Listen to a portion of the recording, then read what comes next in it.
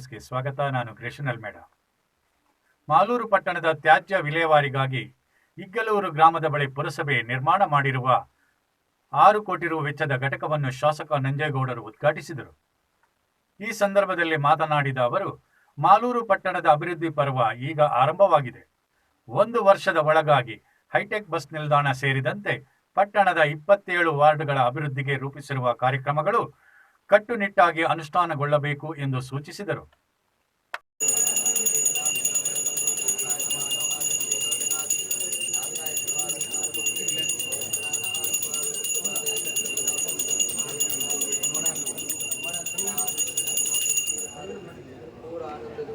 ಕಸವನ್ನು ಮಾಲೂರಲ್ಲಿ ತುಂಬ ದೊಡ್ಡ ಇಶ್ಯೂ, ಎಲ್ಲದ ಅಲ್ಲ ರಾಶಿಗಳು ತಗೊಂಡೋಗಿ ಆ ಕಡೆ ನಮ್ಮ ಮಡವಾಳ ಪಂಚಾಯಿತಿ ಯಾವುದದು ಆರುವಳ್ಳಿ ಕಡೆ ಹಾಕ್ಬೇಕಂದ್ರೆ ಅಲ್ಲಿ ಸರಿಯಾದ ರೀತಿ ಅನುಕೂಲ ಇಲ್ಲದೆ ಆ ಭಾಗದ ಜನ ವಿರೋಧ ಮಾಡೋದು ಇವೆಲ್ಲ ಇತ್ತು ಸಮಸ್ಯೆ. ಬೇಕಾದಷ್ಟು ನಮ್ಮದೇ ಜಮೀನು ನಿಮ್ಮಿಂದ ನಾವೇನು ಮಾಡಿಲ್ಲ, ಸ್ವಲ್ಪ ತುಂಬ ಸಮಸ್ಯೆಗಳಿತ್ತು. ಆ ಸಂದರ್ಭದಲ್ಲಿ ಏನಾದರೂ ಒಂದು ಮಾಡಬೇಕಲ್ಲ ಅಂತೇಳಿ ಹೊರಟಾಗ ನಮ್ಗೆ ಮೊದಲು ಜಾಗ ಇಶ್ಯೂ ಬಂದಾಗ, ಜಾಗ ಎಲ್ಲಿ ಅಂತ ಹುಡುಕಕ್ಕೆ ಹೋದಾಗ ನಮಗೆ ತಾಲೂಕ್ ಪಂಚಾಯತಿ ಜಾಗ ಇದೆ. ತಾಲೂಕ್ ಪಂಚಾಯತಿ ಇಒ ಹೆಸರಿದ್ದಂಥ ಜಾಗ ಇದೆ. ನಾನು ಇಒನ ಕರೆದು ಕೇಳಿದೆ, ಈ ಜಾಗ ಸ್ವಲ್ಪ ಕೊಡಿ ನಮಗೆ ಅಂತ. ಅವ್ರು ಸ್ವಲ್ಪ ಹಿಂದೂ ಮುಂದೆ ಹೋದ್ರು, ನಾನು ಸ್ವಲ್ಪ ಫೋರ್ಸ್ ಮಾಡ್ಕೊಂಡು ಅಲ್ವಾ ಪುಸ್ತಕದಿಂದ ನಾವು ಕೂಡ ಅವರಿಗೆ ಧನ್ಯವಾದ ಕೂಡ ಹೇಳ್ತಿದ್ದಾರೆ. ನನ್ನ ವಾರ್ಡಲ್ಲಿ ನಾನು ಕೆಲಸ ಮಾಡಿಸ್ತಾ ಇದ್ದೀನಿ ಅಂತ. ಇವತ್ತು ಕಸ ವಿಲೇವಾರಿ ಘಟಕ ದೊಡ್ಡ ಹಿಸ್ಟ್ರಿ ಇದು. ಇವತ್ತು ನೀವು ಹೇಳ್ಕೊಂಬಂದು ಜಪ ಕೊಚ್ಕೊಂಬಂದ್ರೆ ನಾವು 6 ಕೋಟಿಯಲ್ಲಿ ಸಾಕು ಕಸ ವಿಲೇವಾರಿ ಘಟಕ ಒಂದು ಉದ್ಘಾಟನೆ ಮಾಡಿದ್ವಿ. ನಾಳೆಯಿಂದ ಕಸದ ಪ್ರಾಬ್ಲಮ್ಸ್ ಇರಲ್ಲ ಅಂತೇಳಿ ಹೇಳ್ಕೊಬೋದು. ನೀವು ಎಲ್ಲ ಡೆವಲಪ್ಮೆಂಟ್ಸ್ ಕೆರೆ ಇರ್ಬೋದು, ಅದು ನಿಮ್ಮ ಹೆಸರೇ. ನಿಮ್ಮ ಕಾಲದಲ್ಲಿ ನನ್ನ ಪ್ರಕಾರ 3 ತಿಂಗಳಲ್ಲಿ ಮುಖ್ಯಮಂತ್ರಿ ಬಂದು ಬುದ್ಧಿ ಪೂಜೆ ಮಾಡ್ತಾರೆ, ಗ್ಯಾಪ್ ಕಟ್ಟಿದ್ದೀನಿ, ಎಲ್ಲರ ಹೆಸರು ಇರ್ತದೆ. ಇವತ್ತು ಕಸ ವಿಲೇವಾರಿ ಘಟಕದಲ್ಲಿ ಕಲ್ಲಲ್ಲಿ ನೀವೇನು ಖುಷಿ ಪಟ್ರಿ, ಯಾರು ರಾಜಕಾರಣದಲ್ಲಿ ಏನು ಖುಷಿ ಪಡಲ್ಲ. ಎಲ್ಲ ದುಡ್ಡು ಮಾಡಬೇಕು ಅಂತ ರಾಜಕಾರಣದಲ್ಲಿ ಯಾರು ಉಳಿಯಲ್ಲ, ದುಡ್ಡು ಮಾಡೋಕ್ಕೂ ಆಗಲ್ಲ. ನಮ್ಮ ಅದ್ರ ಅವಕಾಶ ಸಿಗ್ತಲ್ಲ, ಹೆಸರು ನಮ್ಮ ಕಾಲದಲ್ಲಿ ಏನು ಮಾಡಿರ್ತೀವಿ ಅಂತೇಳಿ ಮಾಡಿರ್ತೀವಲ್ಲ, ಆವತ್ತು ತೃಪ್ತಿ, ಅದೇನು ತೃಪ್ತಿ ಪಟ್ಟಿದ್ದೀವಿ ಅಲ್ವಾ. ಕಲ್ಲಲ್ಲಿ ನಮ್ಮ ಹೆಸರು, ಬಸ್ ಸ್ಟ್ಯಾಂಡ್ ಅಲ್ಲಿ ನಿಮ್ಮ ಹೆಸರು ಇರ್ತದೆ, ಎಲ್ಲ ಕೌನ್ಸಿಲರ್ಸ್ ಗ್ಯಾಪ್ ಕೇಳ್ರಿ, ನಾವ್ಯಾರು ಬದುಕಿರಲ್ಲ. ಫ್ಲೇಓವರ್ ಅಲ್ಲಿ ನಿಮ್ಮ ಹೆಸರಿರ್ತದೆ, ಗುದ್ದಿ ಪೂಜೆ ಫ್ಲೇಓವರ್ ಅಲ್ಲಿ 4 ಲೈನ್ ನಿಮ್ಮ ಹೆಸರಿರ್ತದೆ, ಕೆರೆಯಲ್ಲಿ ನಿಮ್ಮ ಹೆಸರಿರ್ತದೆ, ನನ್ನ ಸಚಿವರೇ ಇಂದಿರಾ ಕ್ಯಾಂಟೀನ್ ನಿಮ್ಮ ಹೆಸರಿರ್ತದೆ, 27 ವಾರ್ಡಲ್ಲೂ ಏನಪ್ಪ. ಇವೆಲ್ಲ ಕೂಡ ಈ 1 ವರ್ಷದಲ್ಲಿ ನನಗೆ ಖುಷಿ ಆಗ್ತದೆ. ಈಗ ಎಲೆಕ್ಷನ್ ಆದ್ಮೇಲೆ ನಾನು ಪ್ರತಿದಿನ ನೋಡ್ತಾ, ನನ್ಗೇನಂದ್ರೆ ಲೋಕಲ್ ಅನ್ನಲ್ಲ, ನಾನು ಯಾರು ಏನು ಚೆನ್ನಾಗಿ ಗೊತ್ತಲ್ಲ, ಯಾವ ಪಂಚಾಯತಿಗೆ ಯಾವ ಲೀಡ್ರು. ಮಾಲೂರು ಪಟ್ಟಣದ ಎಲ್ಲ 27 ವಾರ್ಡ್ಗಳ ಅಭಿವೃದ್ಧಿ ಕಾಮಗಾರಿಗಳಿಗೆ 33 ಕೋಟಿ ರುಗಳ ಕಾಮಗಾರಿಗಳನ್ನು ರೂಪಿಸಿದ್ದು ಟೆಂಡರ್ ಪ್ರೋಸೆಸ್ ನಡೆದಿದೆ ಎಂದು ಶಾಸಕ ನಂಜೇಗೌಡ ಹೇಳಿದರು. ಇನ್ನು 1 ವರ್ಷದಲ್ಲಿ 34 ಕೋಟಿ ನನ್ನ ಪ್ರಕಾರ ಬೆಂಗಳೂರಲ್ಲಿ ಇರಲ್ಲ. ಆ ಟೈಪನ್ನು ಆ ರೋಡಲ್ಲಿ ಹೋಗ್ತದೆ, ಬೆಂಗಳೂರು ರೋಡಲ್ಲಿ ಹೋಗ್ತಾ ಇದ್ರೆ ಮಾಲೂರಿಗೆ ಒಂದು ರೂಪ ಬರೋ ರೀತಿಯಲ್ಲಿ ಮಾಡಬೇಕು ಅಂತೇಳಿ ತುಂಬ ಆಸೆ ಇಟ್ಕೊಂಡು ಪ್ರಾಧಿಕಾರ ಸಹಕಾರ ಮತ್ತು ನಮ್ಮ ಅಧಿಕಾರಿಗಳ ಸಹಕಾರ ಈಗಾಗಲೇ ಪ್ರಾರಂಭ ಮಾಡಿದ್ದೀವಿ. ಅದ್ರ ಜೊತೆಗೆ ಬಸ್ ಸ್ಟ್ಯಾಂಡು ಕೂಡ ಅಷ್ಟೇ 21.25 ಕೋಟಿಯಲ್ಲಿ ಈಗಾಗಲೇ ಕ್ಲಿಯರೆನ್ಸ್ ಮಾಡಿಕೊಂಡು ಟೆಂಡರ್ಗೆ ಹೋಗಿದ್ದೀನಿ. ಮತ್ತು ಕೆಲಸ ಪ್ರಾರಂಭ ಆಗಿದೆ. 21.25 ಕೋಟಿಯಲ್ಲಿ ಒಳ್ಳೆ ಹೈಟೆಕ್ ಬಸ್ ಸ್ಟ್ಯಾಂಡ್ ಮಾಡೋದು ಕೂಡ ಪುರಸಭೆ ಸಂಬಂಧಪಟ್ಟಂಗೆ. ಅದೇ ಹಿಂದಿನ ಸರ್ಕಾರ ಇದ್ದಲ್ಲಿ ನನಗೆ 20 ಕೋಟಿ ನಾನು ತಿಳ್ಕೊಳ್ಳೇಬೇಕು. ಯಾವುದೇ ಸರ್ಕಾರ, ಯಾವುದೇ ಮುಖ್ಯಮಂತ್ರಿಗಳಾದರೂ ಕೂಡ, ಯಡಿಯೂರಪ್ಪನವ್ರು ಮುಖ್ಯಮಂತ್ರಿಗಳಾಗಿದ್ದಾಗ, ನಾನು ಶಾಸಕನಾಗಿದ್ದಾಗ, ನಾನು ಯಡಿಯೂರಪ್ಪನವರು ಮನೆಗೆ ಹೋಗಿ ನಾನು ಅವ್ರ ಕಾಲಿಗೆ ನಮಸ್ಕಾರ ಹಾಕಿ ಅವ್ರ ಆಶೀರ್ವಾದ ತಗೊಂಡು ಲೆಟರ್ ಇಟ್ಟೆ. ಪುರಸಭೆಯಲ್ಲಿ 27 ವಾರ್ಡಲ್ಲಿ ಡೆವಲಪ್ಮೆಂಟ್ಸ್ಗೆ ನಮ್ಗೆ ಸಹಕಾರ ಕೊಡಬೇಕು ಅಂದರೆ ಅವ್ರು 20 ಕೋಟಿಯನ್ನು ಬರ್ಕೊಟ್ರು. ನನಗೆ 20 ಕೋಟಿಯನ್ನು ಬರ್ಕೊಟ್ರು. ಕೊಟ್ಟಾದ ಮೇಲೆ ಆಯಿತು, ಅದು ಪ್ರೊಸೆಸ್ ಸ್ಟಾರ್ಟ್ ಆಯಿತು. ಮುಖ್ಯಮಂತ್ರಿ ಚೇಂಜ್ ಆಗೋದು, ಸರ್ಕಾರ ಅಲ್ಲ, ಚೇಂಜ್ ಆಗೋದು. ಮುಖ್ಯಮಂತ್ರಿ ಚೇಂಜ್ ಆಗಿದ ತಕ್ಷಣ ಇಲ್ಲಿ ಮಾಲೂರು ಟೌನ್ ಡೆವಲಪ್ಮೆಂಟ್ ಮಾಡಕ್ಕೆ ಹೋದ್ರೆ MLA ಹೆಸರು ಬರ್ತದೆ ಅಂತೇಳಿ ಯಾರು ನಂಗೆ ಸಪೋರ್ಟ್ ಕೊಡಲಿಲ್ಲ. 20 ಕೋಟಿ ವಾಪಸ್ ತಗೊಂಡ್ಬಿಟ್ರಿ. ಇವತ್ತು ಮಾತಾಡ್ತಾರೆ ದೊಡ್ಡದಾಗಿ BJP ಅವರು. 20 ಕೋಟಿ ವಾಪಸ್ ತಗೊಳ್ಳುವಾಗ ಒಬ್ಬ ಧ್ವನಿ ಎತ್ತಲಿಲ್ಲ. ನಮ್ಮ ಕೌನ್ಸಿಲರ್ಸ್ ಎಲ್ಲ ಸೇರ್ಬಿಟ್ಟು ಧರಣಿ ಮಾಡಬೇಕಾಗಿತ್ತು. ಪಕ್ಷಾತೀತವಾಗಿ ಜಾತಿ ಭೇದ ಬಿಟ್ಟು ಅವತ್ತು ನನ್ನ ಆಕ್ಷೇಪ ಮಾಡಿ ಹೋಗುವ ಅಷ್ಟೇ. 27 ವಾರ್ಡ್ಗೂ ಕೂಡ ಆಕ್ಷೇಪ 20 ಕೋಟಿ ವಾಪಸ್ ತಗೊಂಡು ಇಂಥ ಸುಮಾರು ಒಂದೇ ಒಂದು ಕೆಲಸ ಕೂಡ ಮಾಡೋಕ್ಕಾಗಲಿಲ್ಲ. ಇವತ್ತು 33 ಕೋಟಿ 20 ಕೋಟಿ ಹೋಯ್ತು, ಮತ್ತೆ ಕಾಲ ಬಂದ್ಬಿಟ್ಟು ನೋಡ್ರಿ. ಇವತ್ತು 27 ವಾರ್ಡ್ಗೆ 33 ಕೋಟಿಯಲ್ಲಿ ಕೆಲಸಗಳನ್ನ ಪ್ರಾರಂಭ ಮಾಡಿ ಪೂಜೆ ಸ್ಟಾರ್ಟ್ ಆಯಿತು. ಇನ್ನು 20 ಕೋಟಿ ಟೆಂಡರ್ಗೆ ಹೋಗಿದ್ವಿ, ಮತ್ತೆ 5 ಕೋಟಿ ಟೆಂಡರ್ಗೆ ಹೋಗಿದ್ವಿ, 4 ಕೋಟಿ ಒಂದು ಟೆಂಡರ್ಗೆ ಹೋಗಿದ್ವಿ ಅಲ್ವಾ. ಸುಮಾರು 33 ಕೋಟಿ ಇವತ್ತು ಮಾಲೂರು ಟೌನಿಗೆ ನಾವು ಪ್ರಾರಂಭ ಮಾಡಿದ್ವಿ. ಸ್ಥಾಯಿ ಸಮಿತಿ ಅಧ್ಯಕ್ಷ ರಾಜಪ್ಪ ಮಾತನಾಡಿ 6 ಕೋಟಿ ವೆಚ್ಚದ ತ್ಯಾಜ್ಯ ವಿಲೇವಾರಿ ಘಟಕವನ್ನು ಸರಿಯಾದ ರೀತಿಯಲ್ಲಿ ಬಳಸಿಕೊಂಡು ರಾಜ್ಯಕ್ಕೆ ಮಾದರಿಯಾಗಲು ಎಲ್ಲರ ಸಹಕಾರ ಅಗತ್ಯ ಎಂದರು. ಎಲ್ಲೂ ಇಲ್ಲ, ಈ ಪ್ಲಾನ್ ಎಲ್ಲೂ ಇಲ್ಲ, ಅಷ್ಟು ಚೆನ್ನಾಗಿ ಬಂದಿದೆ. ನಾವು ಮೈಸೂರು ಬಂದಾಗ ನೋಡಿದ್ರಿ, ಯಾವುದೋ ಮೂಲೆ ಸಿಕ್ಕ ಮಾಡ್ಕೊಂಡಿದ್ರು, ಅದು ಇಷ್ಟು ವಿಶ್ವಾಸ ಆಗಿ ಸೂಪರ್ ಚೆನ್ನಾಗಿದೆ. ಇದೆಲ್ಲ ನಮ್ಮ ಈ ಘಟಕ ಆಗಕ್ಕೆ ಮಾದೇಶ್ವರ ಸಾಹೇಬರು ಇದು ಇಡೀ ಕರ್ನಾಟಕ ಮಾದರಿ ಆಗಬೇಕು ಅಂತ ನಮ್ಮ ಆಸೆ ಇದೆ. ಸುಮ್ಮನೆ ಭಾಷಣ ಮಾಡೋದಲ್ಲ, ಇದಕ್ಕೆ ಕಾನೂನು ಬರಬೇಕು, ಎಲ್ಲ ಜನ ಬಂದು ನೋಡ್ಕೊಂಡು ಹೋಗ್ಬೇಕು. ಈ ಮಾಲ್ನಲ್ಲಿ ಘಟಕ ಚೆನ್ನಾಗಿದೆ, ಕಸ ಚೆನ್ನಾಗಿ ಮಾಡ್ತಾವ್ರೆ ಅಂತ ನೋಡ್ಕೊಂಡು ಹೋಗ್ಬೇಕು. ಆ ರೀತಿ ಮಾಡಬೇಕು ಅಂತ ನಾವು ಅವ್ರಿಗೆ ಸಾಹೇಬರಿಗೆ ಎಲ್ಲರಿಗೂ ಮಾಲ್ ಜನಕ್ಕೆ ಇಲ್ಲಿ ರಾಜ್ಯಗಳಲ್ಲಿ ಜನಕ್ಕೂ ಅಷ್ಟೇ, ಇಲ್ಲಿ ಅವ್ರಿಗೂ ತೊಂದರೆ ಆಗ್ತೀರಾ, ಎಲ್ಲ ಹೊಂದ್ಕೊಂಡು ಎಲ್ಲ ಕೆಲಸ ಮಾಡಿಕೊಂಡು ಚೆನ್ನಾಗಿ ಮಾಡಬೇಕು ಅಂತ ನಾವು ಹೇಳ್ತೀವಿ. ಇದು ಮುಂದಿನ ಮಾದರಿ ಆಗಬೇಕು ಅಂತ ನಾನು ಇಷ್ಟಪಡ್ತೇನೆ.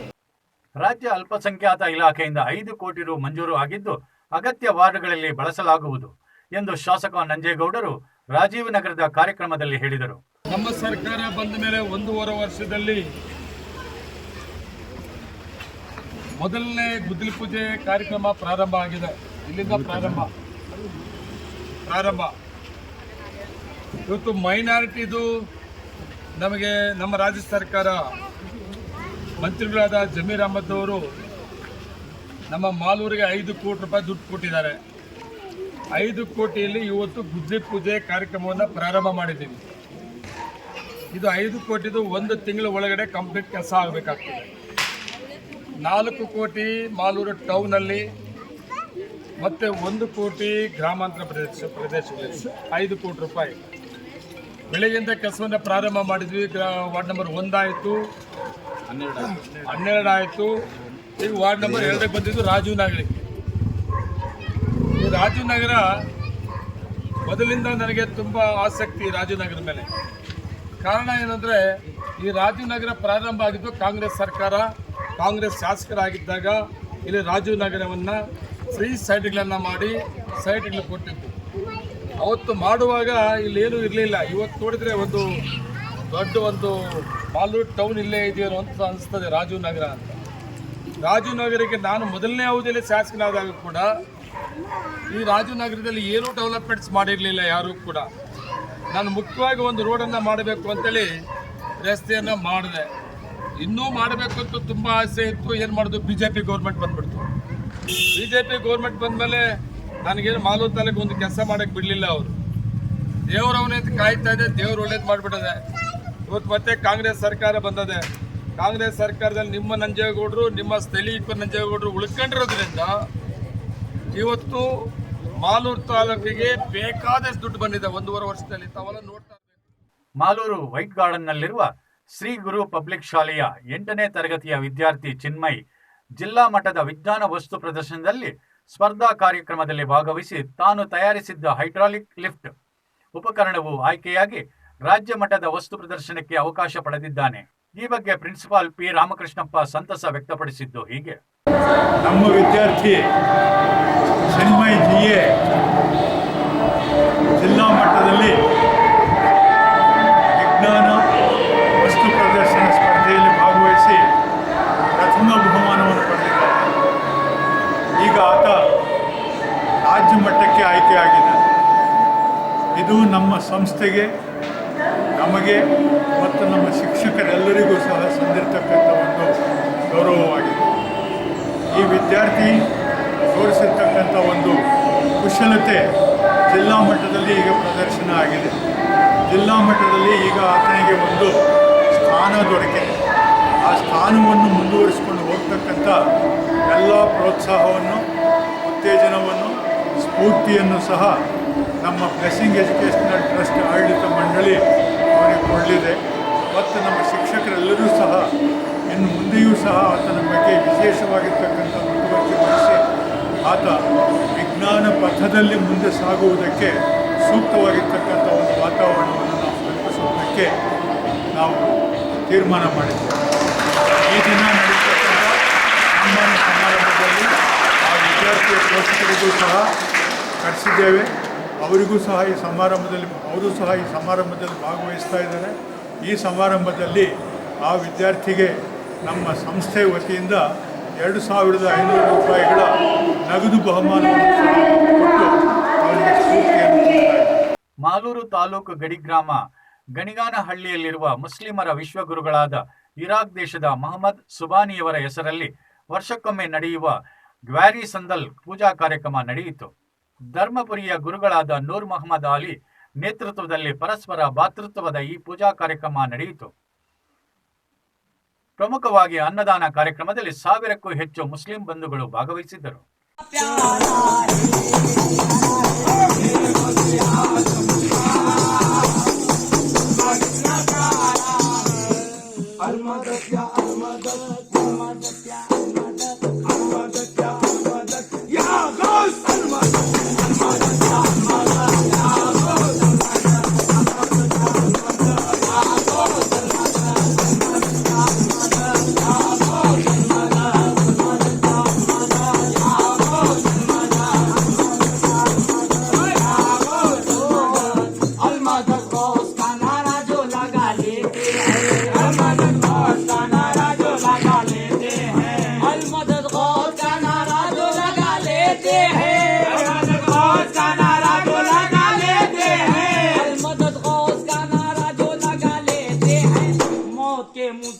सरकार बचा लेती है।